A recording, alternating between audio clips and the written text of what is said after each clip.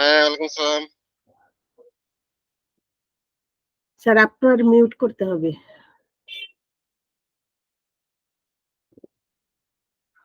আসসালামু আলাইকুম।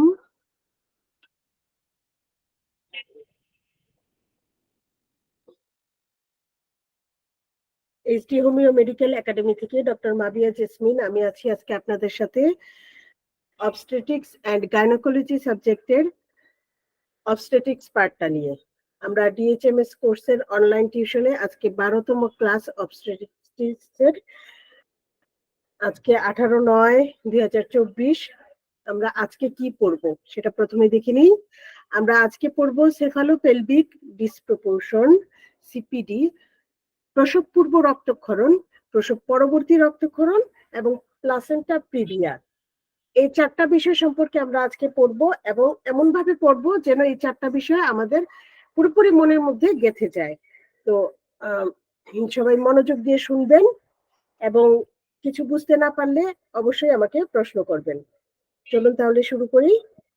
প্রথমে আমাদের যে বিষয়টা আজকে সেটা হলো সেফালোপেলভিক ডিসপ্রপোর্শন। এটাকে সংক্ষেপে সিপিডি বলে। এটা হলো এমন একটা অবস্থা যেখানে ভ্রূণের মাথা বা শরীর মায়ের পেলভিসের তুলনায় বড় হয়ে থাকে, যে কারণে স্বাভাবিক প্রসব হওয়াটা কঠিন হয়ে পড়ে। আমরা অস্বাভাবিক প্রসব চ্যাপ্টারে ছিলাম, আপনাদের অবশ্যই মনে আছে গত ক্লাসে আমরা অস্বাভাবিক প্রসবের অর্ধেক শেষ করেছি এবং আজকে বাকি অর্ধেক শেষ করার কথা আমাদের ইনশাল্লাহ করে ফেলবো। তো সেই ধারাবাহিকতায় এসেছে আজকে এই টপিকটা, সেফালোপেলভিক ডিসপ্রপোর্শন। ডিসপ্রপোর্শন মানে হচ্ছে এটার অস্বাভাবিকতা, ঠিক আছে? যখন ভ্রূণের সাইজ এবং মায়ের পেলভিকের সাইজটা একরকম হয় না, যে কারণে প্রসব প্রায় অসম্ভব হয়ে পড়ে, তখনই এটাকে বলে সেফালোপেলভিক ডিসপ্রপোর্শন। ঠিক আছে, এর কারণ সমূহ কি হতে পারে তা দেখি আমরা। শিশুর আকার বড় হওয়া, শিশু ওজন বা আকার স্বাভাবিকের তুলনায় অনেক সময় অনেক কারণেই বড় হয়ে যেতে পারে। এটা পুষ্টিকর খাদ্যের অভাবেও হয়, আবার যদি গর্ভাবস্থায় প্রয়োজনের অতিরিক্ত ক্যালসিয়াম খাওয়া হয় তাহলেও অনেক সময় হয়ে থাকে। আবার জিনগত কারণেও হয়ে থাকে, অনেকের বংশগত কারণে হয়ে থাকে। যে কোনো ভাবে যদি শিশুর আকার বড় হয়, শিশুর মাথার আকার কিংবা শিশুর বডির আকার যদি বড় হয়, তাহলে সেটা মায়ের পেলভিসের তুলনায় যদি বড় হয়ে যায় তাহলে সেটা স্বাভাবিক প্রসবে কঠিন হয়ে পড়ে। তো আবার যদি মায়ের পেলভিসের আকার ছোট হয়, অনেক মেয়েরা থাকে যাদের পেলভিসের আকার ছোট থাকে, কিংবা যখন প্রথম সন্তান হয় তখন পেলভিসের আকারটা স্বভাবতই ছোট থাকে। এই সমস্যার মানে এই কারণেও এই সমস্যাটি দেখা দিতে পারে। শিশুর অবস্থানটি যদি কোনো রকম এলোমেলো হয়, যেমন আমরা পড়েছি গত ক্লাসে যে অনেক ধরনের প্রেজেন্টেশন হতে পারে, ব্রিজ প্রেজেন্টেশন হলে, কিংবা যদি যে কোনো অস্বাভাবিক অবস্থানে থাকে শিশু, তো তখন পেলভিসের আকারটা ঠিক থাকলেও কিন্তু শিশু যেহেতু অস্বাভাবিক অবস্থায় আছে, তার অবস্থানের কারণে এই সেফালোপেলভিক ডিসপ্রপোর্শন দেখা দিতে পারে। জিনগত সমস্যা, যেটা একটু আগে বললাম, সেটা শিশুরও হতে পারে, মায়েরও হতে পারে। মায়ের জিনগত সমস্যার কারণেও তার পেলভিসের আকার ছোট হতে পারে, এ কারণে এই সমস্যাটা দেখা দিতে পারে। লক্ষণ সমূহ কি লক্ষণ পাবো এতে? প্রসবের দীর্ঘ সময়, প্রসবের প্রথম ধাপটা যে হবে, প্রথম ধাপটা তো অসুবিধা হবে না, কিন্তু দ্বিতীয় ধাপে প্রচুর সময় লেগে যাবে, কিন্তু শিশুর মাথা অনেক সময় পেলভিসে আটকে যায়, কখনো পেলভিস পর্যন্ত আসতেই পারে না। মায়ের প্রচন্ড ব্যথা অনুভব হয় এবং অনেক সময় হয় কি যে এই কারণে শিশুর হৃদকম্পন অনিয়মিত হয়ে যায়, শিশুটা আটকা পড়ে যায়, সে কারণে তার চাপের কারণে তার হৃদকম্পন অনিয়মিত হয়। প্রতিরোধ। প্রথমে আমরা আমাদের জানতে হবে যে এটা আমরা কিভাবে প্রতিরোধ করতে পারি। কারণ এটা একটা ভীষণ মানে অপ্রীতিকর অবস্থা যে ৯ মাস ১০ মাসের শিশুটা গর্ভে থাকলো। সে পুরোপুরি সুস্থ, মা পুরোপুরি সুস্থ। কিন্তু শুধুমাত্র এই ডেলিভারির সময় অসুবিধার কারণে শিশুটি মারা যেতে পারে। মায়ের বিভিন্ন ধরনের সমস্যা হতে পারে। তো এটা কিভাবে আমরা প্রতিরোধ করতে পারবো, এটা আমাদের জানা প্রয়োজন। সিপিডি পুরোপুরি প্রতিরোধ করা সম্ভব নয়, তবে কিছু পদক্ষেপ গ্রহণ করা যেতে পারে, যা এই অবস্থায় ঝুঁকি কমাতে পারে। কি পদক্ষেপ আমরা গ্রহণ করব? সুস্থ ওজন বজায় রাখা। এটা শুধু মায়ের ক্ষেত্রে নয়, শিশুর ক্ষেত্রে এবং মায়ের ক্ষেত্রে দুজনের ক্ষেত্রেই সুস্থ ওজন বজায় রাখতে হবে। এজন্য প্রতি মাসে চেকআপ করাটা খুবই জরুরি। শিশুর মানে ভ্রূণের চেকআপ হবে এবং মায়ের চেকআপ হবে। প্রসবের পূর্ব পরিকল্পনা। যখন আপনি একজন নিয়মিত স্ত্রীরোগ বিশেষজ্ঞের কাছে নিয়মিত পরামর্শ গ্রহণ করবেন, আল্ট্রাসাউন্ড করবেন, তখন আল্ট্রাসাউন্ডের মাধ্যমে শিশুর আকার এবং মায়ের পেলভিসের আকারের একটা মূল্যায়ন করা হয়। তুলনামূলক একটা দেখা হয় যে এই ডেলিভারিটা স্বাভাবিকভাবে সম্ভব কিনা। নিয়ন্ত্রিত গর্ভাবস্থা। মায়ের ডায়াবেটিস, উচ্চ রক্তচাপ এইগুলির কারণে এই সমস্যাটা দেখা দিতে পারে। তো এগুলিকে আমরা নিয়ন্ত্রণে রাখার চেষ্টা করতে পারি। ব্যবস্থাপনা। যদি দেখা যায় সব ঠিক ছিল কিংবা পরীক্ষা করা হয়নি আগে, যেভাবেই হোক সিপিডি চলে আসলো, তাহলে কি ব্যবস্থা আমরা গ্রহণ করতে পারি? Caesarean section. যদি সম্ভব হয় অবশ্যই অস্ত্রোপচারে যাওয়া উচিত, কারণ এভাবে ঝুঁকি নেওয়া ঠিক না। ফরসেপ অথবা ভ্যাকুয়াম ডেলিভারি। যদি দেখা যায় যে না, সেকেন্ড স্টেজ চলে আসছে, প্রসবের দ্বিতীয় ধাপ চলে আসছে, তখন কিন্তু সিজারিয়ান সেকশনে যাওয়া সম্ভব না। শিশুটা নিচের দিকে নেমে যাচ্ছে, যখন নেমে গিয়েছে, যখন সে আটকে গিয়েছে, তখন আর সিজারিয়ান সেকশনে যাওয়া সম্ভব হয় না। তখন কি করতে হবে? ফরসেপ ডেলিভারি অথবা ভ্যাকুয়াম ডেলিভারি, যেটা আমরা আরো আমাদের পরের চ্যাপ্টারে পড়ব, অস্ত্রোপচারের মাধ্যমে যে ডেলিভারি, ওগুলোর মধ্যে ফরসেপ একটা যন্ত্র আছে যেটা দিয়ে ডেলিভারি করানো হয়। শিশুর মাথাটাকে ধরে টান দিয়ে আনা হয়। ভ্যাকুয়াম ডেলিভারিও এই টাইপের একটা ভ্যাকুয়ামের সাহায্যে শিশুর মাথাটাকে টান দেওয়া হয়। তো এরকম যদি সুযোগ থাকে, যদি ব্রিজ প্রেজেন্টেশন না হয়, যদি সেভালিক প্রেজেন্টেশনই হয় কিন্তু মায়ের পেলভিকের কারণে আসতে পারছে না, এইরকম সমস্যা হলে আমরা ফরসেপ ডেলিভারি কিংবা ভ্যাকুয়াম ডেলিভারিতে যেতে পারি। মনিটরিং। গর্ভাবস্থা এবং প্রসবের সময় শিশুর অবস্থা নিবিড়ভাবে পর্যবেক্ষণ করতে হবে। নিবিড়ভাবে পর্যবেক্ষণ করলে কোনো না কোনো সমাধান চলেই আসবে। ঠিক আছে, এ ছিল আমাদের সেফালোপেলভিক ডিসপ্রপোর্শন। এখন এর মধ্যে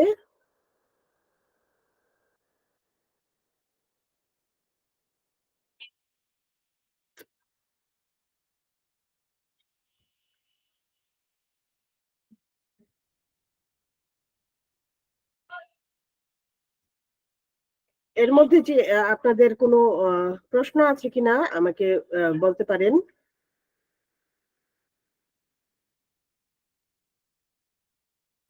না ম্যাম।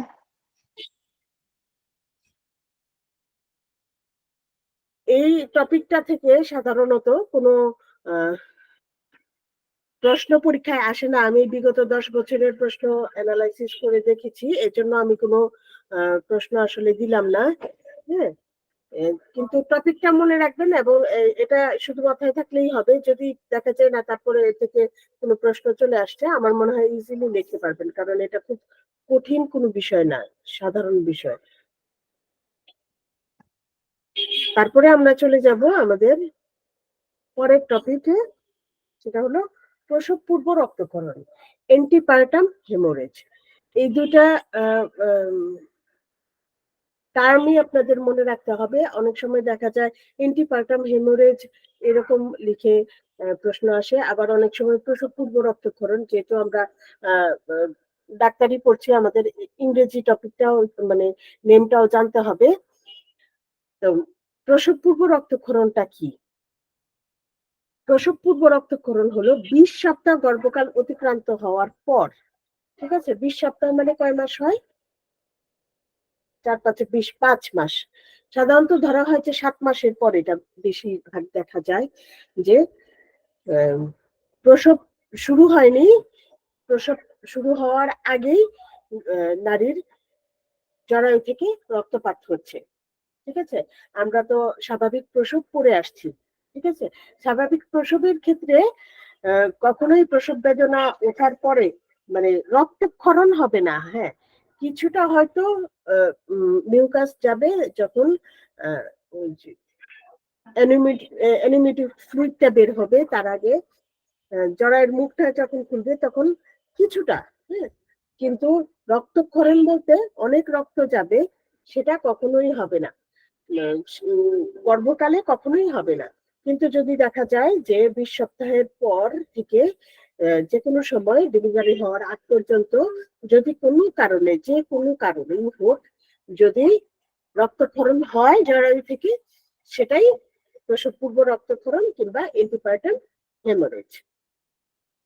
এটা সাধারণত 2 প্রকার হতে পারে, ঠিক আছে? একটা হলো প্লাসেন্টা প্রিভিয়া, আরেকটা হলো অ্যাপ্রোপ্রিসিও প্লাসেন্টা। তাহলে আমরা জানলাম যে 2টা কারণেই হচ্ছে প্লাসেন্টার কারণ, হ্যাঁ। তো এই 2টা কারণ কি এটাও আমরা জানবো। মনে রাখতে হবে যে প্রসব পূর্ব রক্তক্ষরণের অ্যান্টিপার্টাম হেমারেজের 2টা প্রকার, 2টা প্রকারই হচ্ছে প্লাসেন্টার সমস্যা। একটা হলো প্লাসেন্টা প্রিভিয়া আর একটা abruptio placenta. Placenta previa, placenta previa জিনিসটা কি? যখন প্লাসেন্টাটা জরায়ুর সার্ভিক্সের দিকে থাকে, নিচের দিকে, জরায়ুর নিচের দিকে যেখানে সার্ভিক্সটা, সেখানে পুরোপুরি সার্ভিক্স ঢেকে থাকতে পারে, আংশিক সার্ভিক্স ঢেকে থাকতে পারে, প্লাসেন্টার লেয়ার মানে প্লাসেন্টার সীমাটা শুধু সার্ভিক্সে লেগে থাকতে পারে, যে কোনোটাই হোক এটাকে বলবো আমরা প্লাসেন্টা প্রিভিয়া, যদি প্লাসেন্টাটা নিচের দিকে থাকে। আমি খুব সহজ করে বলছি, একটু মনোযোগ দিয়ে শুনলেই হয়ে যাবে পড়াটা, ঠিক আছে? প্লাসেন্টা প্রিভিয়াটা কি? যদি প্লাসেন্টাটা নিচের দিকে সার্ভিক্সের দিকে থাকে, জরায়ুর মুখের দিকে, জরায়ুর মুখ পুরোপুরি ঢেকে থাকতে পারে, আংশিকভাবে ঢেকে থাকতে পারে, যেটাই হোক সেটাই প্লাসেন্টা প্রিভিয়া। আর অ্যাব্রাপিসিও প্লাসেন্টা, এটা কি জিনিস? যদি প্লাসেন্টা উপরেই রইলো, জায়গা মতোই আছে, জরায়ুর যে কোনো জায়গায় আছে উপরের দিকে, প্রিভিয়া না, কিন্তু কোনো কারণে, যে কোনো কারণে এটা আঘাত হতে পারে, অন্য যে কোনো কারণেই হোক, প্লাসেন্টাটা জরায়ুর প্রাচীর থেকে আংশিক একটুখানি অথবা পুরোপুরি যদি আলাদা হয়ে যায়, এটা তো কখনোই আলাদা হবে না। আমরা জানি, আমরা পড়েছি যে ভ্রূণটা মানে আপনার ফিটাসটা বের হবে, তারপর একটু পরে 5 মিনিট 10 মিনিট পরে আবার জরায়ু সংকোচন শুরু হবে, তারপর প্লাসেন্টাটা জরায়ুর গা থেকে আলাদা হবে এবং তারপরে প্লাসেন্টা বের হবে, হ্যাঁ। কিন্তু তা নয়, যখন ভ্রূণ ভিতরেই আছে 20 সপ্তাহের পর যে কোনো সময়, হ্যাঁ, যখন প্লাসেন্টাটা অল্প একটু কিংবা পুরোপুরি জরায়ুর প্রাচীর থেকে আলাদা হয়ে গেল, সেটাই হলো অ্যাব্রাপিসিও প্লাসেন্টা, এবং তখন সেখান থেকে রক্তক্ষরণ হবে, ঠিক আছে? তারপরে আমরা যাব কারণ। কারণটাও আমরা 2 ভাগে করবো, একটা হচ্ছে প্লাসেন্টা প্রিভিয়ার কারণ আর একটা অ্যাব্রাপিসিও প্লাসেন্টার কারণ। প্লাসেন্টা প্রিভিয়ার অনেক ধরনের কারণ থাকতে পারে, এর মধ্যে যেগুলি কমন সেগুলি হলো পূর্বের সিজারিয়ান অপারেশন, হয়তো সিজার হয়েছে পূর্বে, সেই জায়গাটায় প্লাসেন্টা হয়তো মানে গঠন, প্লাসেন্টা যখন গঠন হচ্ছে তখন সেই জায়গাটায় গঠন হতে চেয়েছিল, পারে নাই, আরো নিচের দিকে চলে আসছে, এভাবে প্লাসেন্টা প্রিভিয়া অনেক সময় দেখা যায়। আবার জরায়ুর গঠনগত অস্বাভাবিকতা থাকলেও প্লাসেন্টা প্রিভিয়া দেখা যায়। একাধিক গর্ভধারণ, বয়স বেশি হলে, এগুলি ফালতু কারণ, এগুলি আসলে হয় না। ধূমপান এবং মাদক দ্রব্য সেবনের ফলে এটা হতে পারে।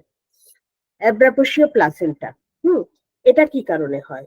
যদি উচ্চ রক্তচাপ থাকে, মায়ের যদি প্রি-এক্লাম্পসিয়ার লক্ষণ থাকে, তাহলে অ্যাব্রাপ্রেসিও প্লাসেন্টা হতে পারে। উচ্চ রক্তচাপের কারণে অনেক সমস্যাই হতে পারে, এটাও একটা উচ্চ রক্তচাপ জনিত নরমাল সমস্যা। তো গর্ভকালীন সময়ে অবশ্যই রক্তচাপ, ডায়াবেটিস এগুলি খুব কন্ট্রোলে রাখতে হবে। জরায়ুর আঘাত অথবা আঘাতপ্রাপ্ত হওয়া, পূর্বে অ্যাপ্রাসিও প্লাসেন্টার ইতিহাস, গর্ভকালীন ধূমপান বা মাদকদ্রব্য সেবন।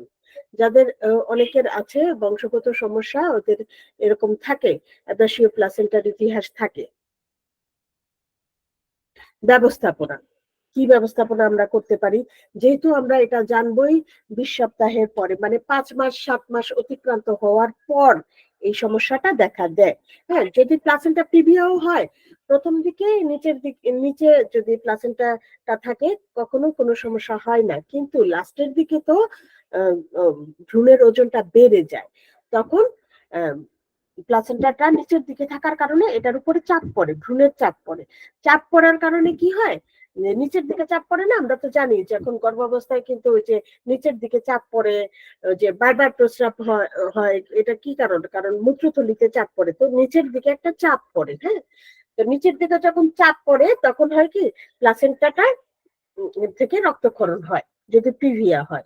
আর অ্যাব্রাপ্রেসিও প্লাসেন্টা হলেও সেটা 5 মাস 7 মাস পর এটা নজরে আসে। তো তখন কি করা যায়? তখন তো এমন একটা অবস্থা, মায়ের জীবনেরও ঝুঁকি এবং ভ্রূণের জীবনেরও ঝুঁকি, তাই না? ফিটাসেরও। তো ব্যবস্থাপনাতে যাব আমরা। প্রাথমিক চিকিৎসা, প্রাথমিক চিকিৎসা আমরা রক্তক্ষরণ কমানোর চেষ্টা করব। মায়ের ও শিশুর অবস্থা পর্যবেক্ষণ করব, প্রয়োজন অনুযায়ী হাসপাতালে ভর্তি করব। চিকিৎসা পদ্ধতি কি হবে? যদি মৃদু রক্তপাত হয় তবে বিশ্রাম ও পর্যবেক্ষণ করা হয়। গুরুতর রক্তপাতের ক্ষেত্রে জরুরি সিজারিয়ান অপারেশন করা হতে পারে, রক্ত সঞ্চালন বা অন্যান্য সহায়ক চিকিৎসা দেওয়া হয়। যদি দেখা যায় যে আর অল্প কিছুদিন মাত্র বাকি আছে, একদম বিশ্রামের সাহায্যে যদি এটা নিবারণ করা যায়, বিশ্রাম দিতে হবে। আমাদের হোমিওপ্যাথিতে ওষুধ আছে, আমরা সেই ওষুধ প্রয়োগ করতে পারি অবস্থা বুঝে। এবং যদি হিমোগ্লোবিন অনেক কমে যায়, মাকে রক্ত দেওয়া যেতে পারে। আর যদি দেখা যায় যে হ্যাঁ, এটা 8 মাস 9 মাসের কাছাকাছি চলে আসছে, হ্যাঁ, তখন যদি সম্ভব হয়, হ্যাঁ, তাহলে সিজার করে ফেলতে হবে। এটাই মা এবং বাচ্চার জন্য ভালো হবে। জটিলতা, কি জটিলতা হতে পারে? মায়ের জন্য জটিলতা হচ্ছে হাইপোপেলভিক শক, মানে রক্তের পরিমাণ কমে গিয়ে যে শকটা হয়, সেই শকে চলে যেতে পারেন মা। রক্ত সঞ্চালন প্রয়োজন হতে পারে, জরায়ুর ইনফেকশন হতে পারে, অন্যান্য শারীরিক সমস্যা হতে পারে। শিশুর জন্য জটিলতা, অক্সিজেন স্বল্পতা হয়ে যেতে পারে, কারণ রক্ত স্বল্পতার জন্যই অক্সিজেন স্বল্পতা। অপরিণত শিশুর জন্ম, যেহেতু আমরা মা ও শিশুর স্বাস্থ্যের কথা চিন্তা করে তাড়াতাড়ি ডেলিভারি করার ব্যবস্থা করব, সেহেতু অপরিণত শিশুরই জন্ম হবে। শিশুর মৃত্যু হতে পারে। প্রসবপূর্ব রক্তক্ষরণের চিকিৎসা ও ব্যবস্থাপনা দ্রুত শুরু করলে মা ও শিশুর জীবন রক্ষা করা সম্ভব। তো এই ছিল আমাদের অ্যান্টিপার্টাম হেমারেজ। অ্যান্টিপার্টাম হেমারেজে আমাদের পরীক্ষার কি ধরনের প্রশ্ন আসে, আমি গত বেশ কিছু বছরের প্রশ্ন ঘেটেছি, এখান থেকে আপনাদের জন্য এই কয়টাই প্রশ্ন পেলাম। অ্যান্টিপার্টাম হেমারেজ টিকা আসে অনেক সময়, 2018-তে এসেছে অ্যান্টিপার্টাম হেমারেজ টিকা। যদি টিকা আসে তাহলে আপনারা সবগুলি লিখবেন, সব মানে বিশেষত কারণ, সংজ্ঞা, কারণ, লক্ষণ, জটিলতা এবং ব্যবস্থাপনা, এই তো 4টা পয়েন্ট। অ্যান্টিপার্টাম হেমারেজ কি, এর কারণ লিখো। 2014-তে 2016-তে এসেছে। অ্যান্টিপার্টাম হেমারেজের ব্যবস্থাপনা, এর জটিলতা 2013-তে 2016-তে এসেছে। ঠিক আছে? তো এই এই প্রশ্নের উত্তরগুলি আমি যে লিখে দিয়েছি এখান থেকেও আপনারা নিতে পারবেন, এবং আমার মনে হয় আমাদের আমাদের আসলে বাংলা বইয়ের অভাব আছে। আমাদের সিলেবাস অনুযায়ী বাংলা বই পাওয়া যায় না এই সাবজেক্টের। তো এখান থেকে নিলেও আপনারা সুন্দর অ্যান্সার করতে পারবেন।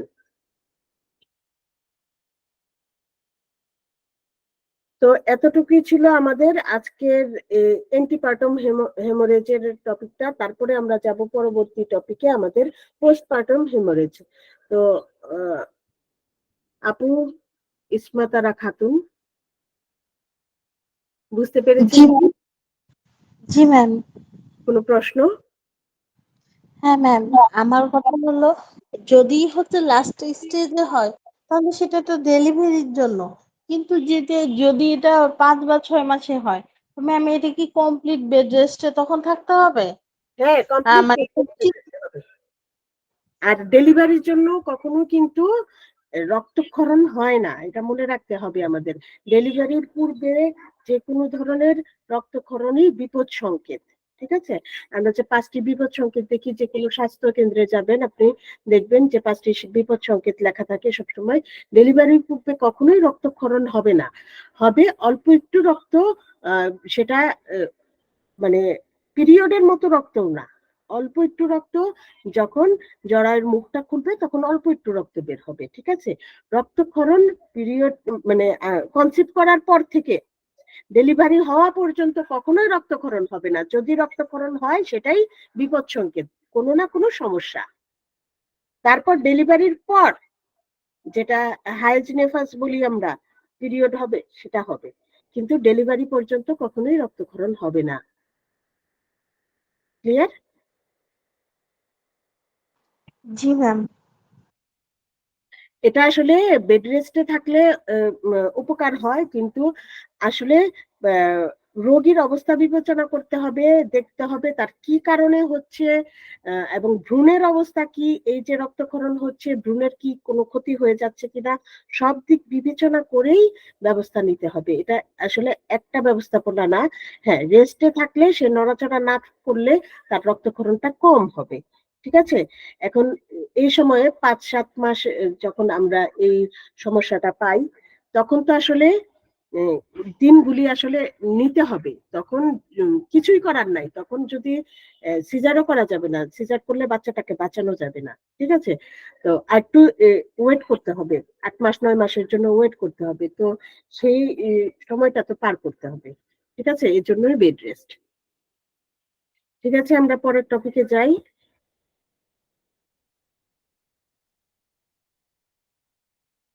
পরের টপিকটা হচ্ছে আমাদের প্রসব পরবর্তী রক্তক্ষরণ, পোস্টপার্টাম হেমারেজ, পিপিএইচ বলে। এই তিনটা জিনিসই মনে রাখবেন। প্রসব পরবর্তী রক্তক্ষরণ কি জিনিস, পোস্টপার্টাম হেমারেজ কি জিনিস, পিপিএইচ কি জিনিস, তিনটা একই জিনিস। ঠিক আছে, অনেক সময় ঘুরিয়ে প্রশ্ন করে আমাদের স্টুডেন্টদেরকে আটকানোর জন্য। তো আমরা তো নিশ্চয়ই আটকানোর মতো স্টুডেন্ট না, তাই না? প্রসব পরবর্তী রক্তক্ষরণটা কি, আমি একটু আগেই আপনাকে বলেছি যে প্রসব পরবর্তী রক্তক্ষরণ হবে। হ্যাঁ, যেটা পিরিয়ডের মতো আবার শুরু হয়ে যাবে, হাইজ নেফাস বলি আমরা। হ্যাঁ, নেফাস যেটা, হ্যাঁ। তো প্রসব পরবর্তী রক্তক্ষরণ হবে, এটা নরমাল। কিন্তু কি হলে এটা সমস্যা, পোস্টপার্টাম হেমোরেজ কি হলে যদি 24 ঘন্টার মধ্যে 500 মিলিমিটার বা তার বেশি রক্তপাত হয়। সিজারিন সেকশনের ক্ষেত্রে 1000 মিলিলিটার বা তার বেশি রক্তপাত হলে পিপিএইচ হিসেবে ধরা হয়। ঠিক আছে, প্রচুর রক্তক্ষরণ হয়, মানে এটা হয়তো আপনি মেপে দেখবেন না, কিন্তু একজন মেয়ে, সে যখন একটা মেয়ে তার মেনার্কি থেকে, মানে ফার্স্ট পিরিয়ড থেকে, সে যখনই মা হয় তার আগ পর্যন্ত সে দেখে আসছে প্রতি মাসেই তার পিরিয়ড হচ্ছে। কিন্তু যখন অস্বাভাবিক রক্তক্ষরণ হবে তখন সে নিজেই এটা বুঝতে পারবে যে এটা অস্বাভাবিক হচ্ছে, এত বেশি তো কখনো হয় না। ঠিক আছে, তো পিপিএইচটা হচ্ছে মাতৃ মৃত্যুর একটা প্রধান কারণ। এটা আমাদের দেশে অনেক মায়ের এভাবে মৃত্যু হয়েছে, কারণ প্রসবের পরে আমরা শিশুটাকে নিয়ে ব্যস্ত হয়ে যাই, মায়ের স্বাস্থ্যের দিকে আসলে খেয়াল করি না। এই কারণে অনেক মাই মৃত্যুর কোলে ঢলে পড়ে। পিপিএইচ দুই প্রকার, একটা হচ্ছে প্রাইমারি পিপিএইচ আর একটা হচ্ছে সেকেন্ডারি পিপিএইচ। প্রাইমারি পিপিএইচটা 24 ঘন্টার মধ্যেই ঘটে, আর সেকেন্ডারি পিপিএইচ যেটা, সেটা 24 ঘন্টার পর থেকে 6 সপ্তাহ পর্যন্ত ঘটে। এবং এর সাথে আরো অবশ্যই অন্য কোনো কারণ লক্ষণ থাকবে, কোনো সমস্যা থাকবে, সমস্যা ছাড়া তো শুধু শুধু রক্তক্ষরণ ঘটবে না, তাই না? কারণটা কি হতে পারে? প্রসব পরবর্তী রক্তক্ষরণের প্রধান যে কারণ হলো সেটা হলো জরায়ুর পেশি সংকোচনের অভাব, যা 70 থেকে 80 ক্ষেত্রে প্রধান কারণ। তারপর হচ্ছে প্লাসেন্টার কোনো অংশ যদি জরায়ুতে থেকে যায়, কিংবা জরায়ুতে কোনো যদি আঘাত লাগে, যদি ছিঁড়ে যায়, যদি সার্ভিক্স ছিঁড়ে যায় কিংবা যোনি ছিঁড়ে যায়, তাহলেও পিপিএইচ হতে পারে। আরেকটা হচ্ছে থ্রম্বিন, যেটা হচ্ছে রক্ত জমাট বাঁধার সমস্যা। যেমন অনেকেরই থাকে যে এটা কিন্তু গর্ভকালীন সময়ে পরীক্ষা করা হয়, হ্যাঁ, পরীক্ষা করিয়ে নিতে হবে। যাদের এই ধরনের সমস্যা থাকে তাদের ক্ষেত্রে চিকিৎসকরা ব্যবস্থা নিবেন, আগে থেকে ওষুধ ইনজেকশন দিয়ে দেন যেন তার রক্তটা তাড়াতাড়ি জমাট বেঁধে যায়। ঠিক আছে, কারণগুলি পেলাম আমরা। তারপর কি ডায়াগনোসিস কিভাবে করব? রোগীর রক্তপাতের মাত্রা পর্যবেক্ষণ করতে হবে। জরায়ু সংকোচন হবে না যদি পিপিএইচ হয়। রক্তচাপ আর পালস দেখতে হবে। আল্ট্রাসাউন্ড দিয়ে দেখতে হবে প্লাসেন্টার কোনো অংশ রয়ে গেল কিনা। আর সিবিসি করে দেখতে হবে যে রোগীর রক্ত জমাট বাঁধার অবস্থাটা কি। ঠিক আছে, এই ডায়াগনোসিস করে আমরা পেতে পারি তার চিকিৎসার একটা নির্দেশনা। এখন আসি আমরা ব্যবস্থাপনা আমরা কি করতে পারি? প্রাথমিক সেবা, জরায়ু ম্যাসেজ করতে হবে যেন জরায়ু সংকুচিত হয়। জরায়ু আস্তে আস্তে সংকুচিত হয়ে গেলে আর এই রক্তক্ষরণটা হবে না। হালকা হাতে জরায়ুকে ম্যাসেজ করতে হবে, একটু উপরের দিকে ঠেলে ঠেলে ম্যাসেজ করতে হবে, যেন জরায়ু আঘাতপ্রাপ্ত হতে পারে, অনেক সময় আঘাতপ্রাপ্ত হয়ে এই সমস্যাটা হতে পারে। তারপর আমরা ওষুধ প্রয়োগ করতে পারি লক্ষণ অনুযায়ী আমাদের হোমিও ওষুধ। এখানে আমি কিছু ওষুধের নাম উল্লেখ করেছি, যেমন aconite, arnica, belladonna, carbo veg, caulophyllum, chamomilla, China, ipecac. এছাড়াও অন্যান্য ওষুধ আসতে পারে লক্ষণ অনুসারে। আর্নিকা তো মাস্ট, মানে ডেলিভারির পর যদি কোনো আঘাত নাও লাগে তাহলেও আর্নিকা দিয়ে দিবেন নর্মাল ডেলিভারি হলে, কারণ যে কোনো আঘাত আসলে আমরা সেই সময় হয়তো আইডেন্টিফাই করতে পারি না, কিন্তু লাগতেই পারে। রক্তদান, রোগীকে হিমোগ্লোবিন কমে গেলে রক্ত দেয়া হতে পারে। আর জরুরি অবস্থায় তো সার্জারি, এটা সর্বশেষ, মানে জীবন বাঁচাতে আর কিছু করা না থাকলে তখন তাই করতে হবে যে সার্জারিতে যেতে হবে। আর এই তো, এখন পরীক্ষার জন্য প্রস্তুতি, আমাদের প্রশ্ন আসতে পারে কি, আমি পোস্টপার্টাম হেমোরেজের ব্যবস্থাপনা লিখো, এই একটা প্রশ্নই পেয়েছি 2008 সালে। এছাড়া পোস্টপার্টাম হেমোরেজের আমি আর কোনো প্রশ্ন পাইনি।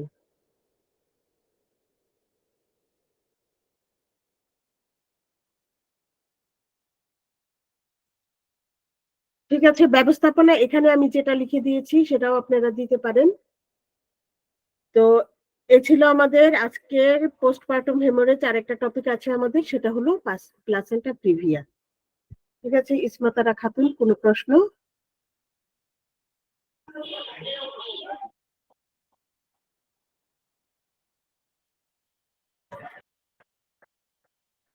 আচ্ছা, ধরে নিচ্ছি।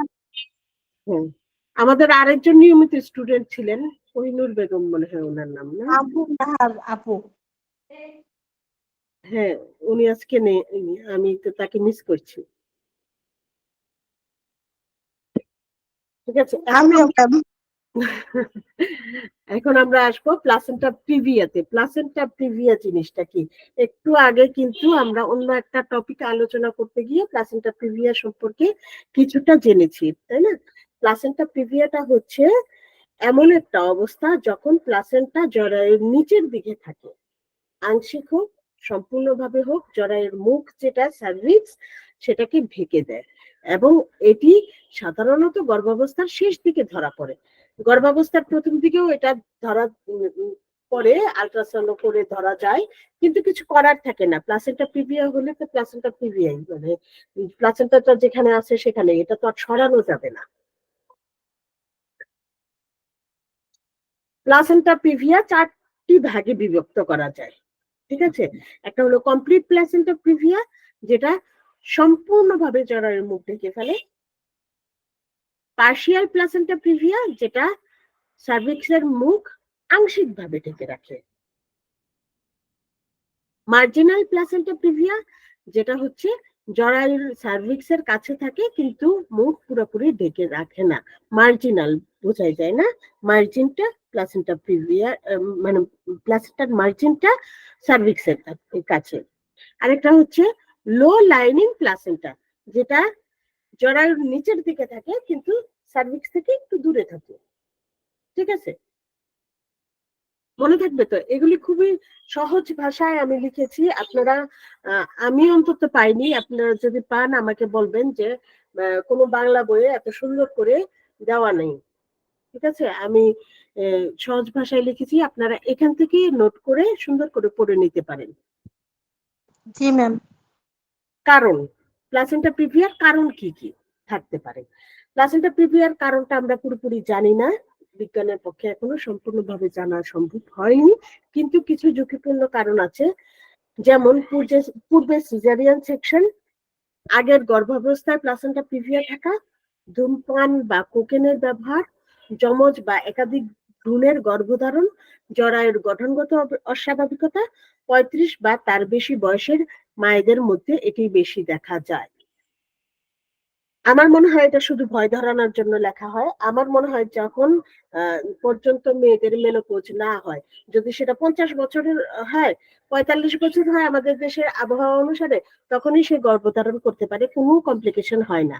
এটা শুধুমাত্র ভয় ধরানোর, যে 30-এর পর মা হওয়া, 35-এর পর মা হওয়া কোনো ব্যাপারই না। আমার ব্যক্তিগত মতামত বললাম। আমার ছোট মেয়েটা যখন জন্ম হয়েছে, আমার বয়স তখন 39, আলহামদুলিল্লাহ কোনো সমস্যা হয়নি। তারপর আমরা লক্ষণে আসি। প্লাসেন্টা প্রিভিয়ার প্রধান লক্ষণ হলো, লক্ষণগুলি কি কি? যে গর্ভাবস্থার দ্বিতীয় বা তৃতীয় ত্রৈমাসিকে ব্যথাহীন রক্তপাত। প্লাসেন্টা প্রিভিয়ার একটা প্রধান লক্ষণ হলো এই যে একটু একটু রক্তপাত হওয়া শুরু হবে, হ্যাঁ, থার্ড ট্রাইমেস্টারে কিংবা সেকেন্ড ট্রাইমেস্টারের লাস্টের দিকে একটু একটু রক্তক্ষরণ হওয়া শুরু হবে, কিন্তু কোনো ব্যথা থাকবে না। হ্যাঁ, রক্তপাতের মাত্রা কম বা বেশি হতে পারে এবং রক্ত সাধারণত লালচে হয়। কিছু কিছু ক্ষেত্রে গর্ভাশয়ে হালকা ব্যথা বা খিঁচুনি হতে পারে, ঠিক আছে? জরায়ুতে হালকা ব্যথা লাগবে অথবা খিঁচুনি বোধ হবে। ডায়াগনোসিস আমরা কিভাবে করব? আল্ট্রাসাউন্ডের মাধ্যমে আমরা দেখতে পারি, ঠিক আছে? 2 ধরনের আল্ট্রাসাউন্ড করা হয় সাধারণত, ট্রান্স অ্যাবডোমিনাল আর এটা হচ্ছে trans vaginal ultrasound. Trans abdominal মানে পেটের উপরে, যে অ্যাবডোমেনের উপরে যে আল্ট্রাসাউন্ডটা করে সেটা, আর ট্রান্স ভ্যাজাইনাল মানে ভ্যাজাইনার ভিতরে সেটা দেওয়া হয়। হ্যাঁ, খুব ক্লিয়ার ছবি আসে, খুব একদম শিওর হওয়ার জন্য। কিন্তু আবার দেখা যায় যে গর্ভাবস্থায় এটা দেওয়া ঠিক না, এটা ঝুঁকিপূর্ণ হয়। ট্রান্স অ্যাবডোমিনালটাই বেশি ভালো হয়। ব্যবস্থাপনা আমরা কি করতে পারি? প্লাসেন্টা প্রিভিয়ার ব্যবস্থাপনা হলো, রক্তপাতের মাত্রা দেখবো আমরা, গর্ভের সময়কাল দেখবো এবং মায়ের শারীরিক অবস্থা বিবেচনা করব, ঠিক আছে? একটু আগে আমি বলেছি এটা, যে কি হারে রক্তপাত হচ্ছে, তার কি শুধু বেড রেস্টে হবে, তার গর্ভ সময় কতদিন আছে, হ্যাঁ, তো আর মায়ের কি শারীরিক অবস্থা, উনি যদি খাওয়া দাওয়া করতে পারে, যে রক্তটা যাচ্ছে সেটা যদি পূরণ হয়ে যেতে পারে, তাহলেই এত চিন্তার কিছু নাই, তাকে কেয়ারে রাখলেই হবে, বেড রেস্টে রাখলেই হবে। তারপর হাসপাতাল পর্যবেক্ষণ করতে হবে, বিশ্রাম নিতে হবে এবং যদি হিমোগ্লোবিন খুব বেশি কমে যায় তাহলে রক্ত দিতে হবে। তারপর যদি খুব কাছাকাছি ডেট চলে আসে তাহলে আমরা সিজারে চলে যেতে পারি, যেটা জরুরি ভাবে মা এবং ফিটাসের জীবন বাঁচানোর জন্য খুবই দরকার। এখন আমরা আরেকটা টপিক পড়বো, সেটা হলো অ্যাক্সিডেন্টাল হেমোরেজ এবং প্লাসেন্টা প্রিভিয়া, এই দুইটার মধ্যে পার্থক্য কি? এই প্রশ্নটা আপনাদের আসে, এটা আপনাদের জন্য ইম্পর্টেন্ট, এর জন্য আমি এই প্রশ্নটা সুন্দর করে আমি নোট করে দেওয়ার চেষ্টা করেছি, আপনারা এখান থেকে নিয়ে নিতে পারেন। হ্যাঁ, আমাদের এই যে এরকম করে আপনারা বই পাবেন না। অ্যাক্সিডেন্টাল হেমোরেজটা কি? প্রথমে আমরা আসি সংজ্ঞাতে। অ্যাক্সিডেন্টাল হেমোরেজ হচ্ছে আমরা যে পড়েছিলাম প্লাসেন্টা প্রিভিয়া একটা, আরেকটা হচ্ছে অ্যাব্রাসিও প্লাসেন্টা, সেটাই হচ্ছে অ্যাক্সিডেন্টাল হেমোরেজ। ঠিক আছে? যেটা হলো প্লাসেন্টা জরায়ুর দেয়াল থেকে আংশিক অথবা পুরোপুরি আলাদা হয়ে যায়, রক্তপাত হয় এবং তীব্র ব্যথা হয়। এটি গর্ভাবস্থার একটি বিপজ্জনক জটিলতা এবং মা ও শিশুর জন্য অত্যন্ত অত্যন্ত ঝুঁকিপূর্ণ। আর প্লাসেন্টা প্রিভিয়া তো আমরা জানলামই এতক্ষণ যে প্লাসেন্টাটা নিচের দিকে থাকবে, জরায়ুর সার্ভিক্সের কাছাকাছি থাকবে। রক্তপাতের ধরন কেমন হবে? প্লাসেন্টা প্রিভিয়াতে রক্তপাত হবে কোনো ব্যথা ছাড়া, কিন্তু অ্যাক্সিডেন্টাল হেমোরেজে রক্তপাত হবে, ব্যথা থাকবে। ঠিক আছে? লক্ষণ কেমন থাকবে? অ্যাক্সিডেন্টাল হেমোরেজে তীব্র পেট ব্যথা, পেট শক্ত হয়ে যাওয়া, জরায়ুর অস্বাভাবিক সংকোচন এবং হঠাৎ রক্তপাত। এছাড়াও রোগীর রক্তচাপ হ্রাস এবং শক দেখা দিতে পারে, এটা অতিরিক্ত রক্তপাতের কারণে। আর প্লাসেন্টা প্রিভিয়াতে এগুলি কিছুই হবে না, শুধু রক্তপাত দেখা দিবে। কারণ কারণ অ্যাক্সিডেন্টাল হেমোরেজে উচ্চ রক্তচাপ, ধূমপান, মাদকদ্রব্য, পেটে আঘাত, ঠিক আছে, এগুলি আমরা কিন্তু একটু আগেই পড়ে এসেছি। হ্যাঁ, সেগুলি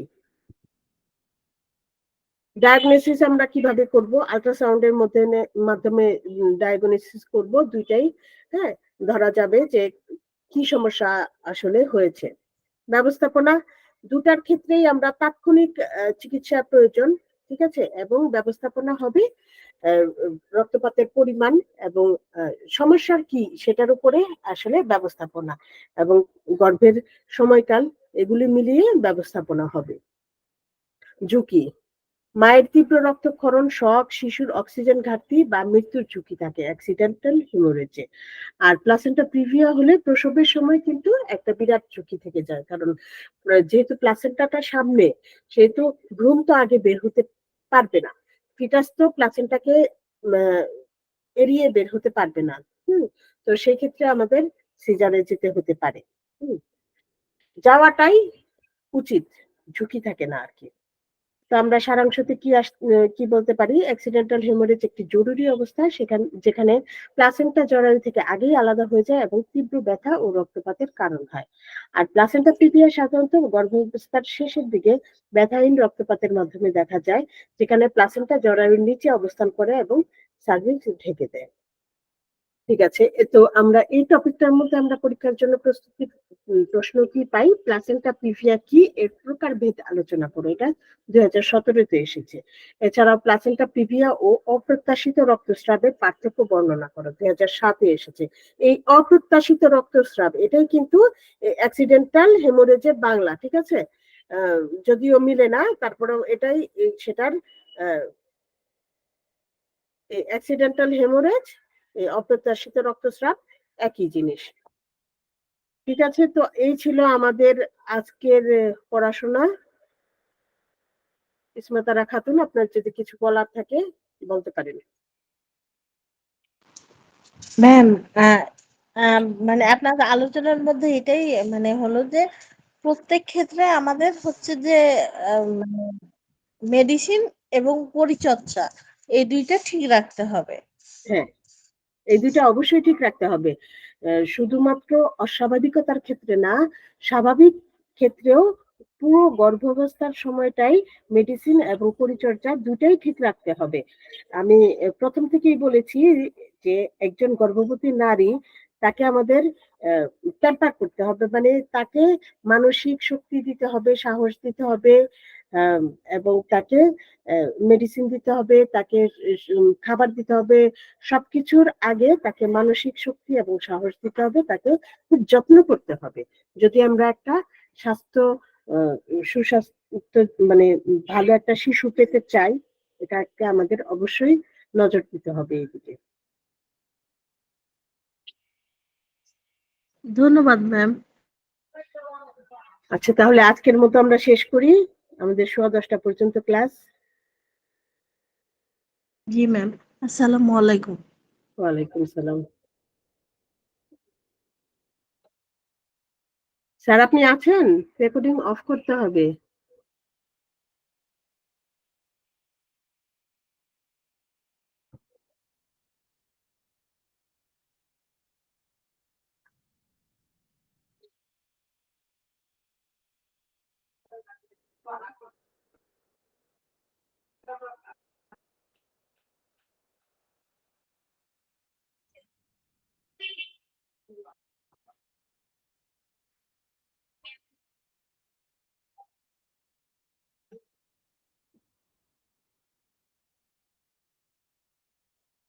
আসসালামু আলাইকুম। আল্লাহ হাফেজ।